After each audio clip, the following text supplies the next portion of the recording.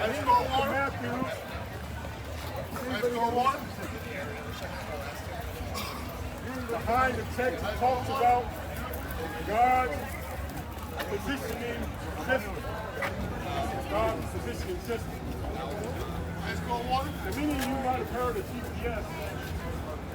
But I can tell you about the time before GPS. I used to drive all the way from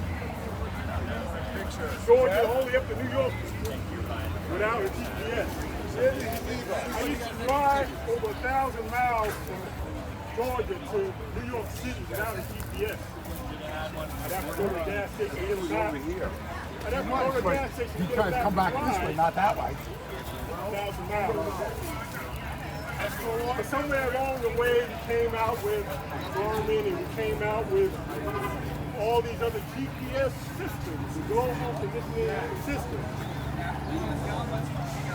But I want to talk to you a little bit about God's positioning system. I want you to think about GPS as it is today. The GPS will get you where you need to go. You got 10 more minutes to go. You can put in Ohio, you can put in New York City, you can put in Atlanta, and the GPS will get you there. So listen to what it says in the Gospel book of Matthew, chapter 7. Listen to what it says. It says, starting in verse 13, it says this. It says, heaven can be entered only through the narrow gate. And the highway to hell, Hello, friend. the highway to hell is broad. I was referred to you. And the gate is wide enough for all the multitude who choose the easy way.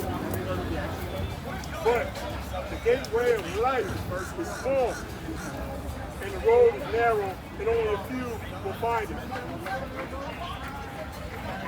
My friend, what I'm trying to tell you is that God said that there's two roads. God said there's a broad road. And you know what? God said there's a broad road. Many people are on it. God said there's a broad road and it leads to destruction.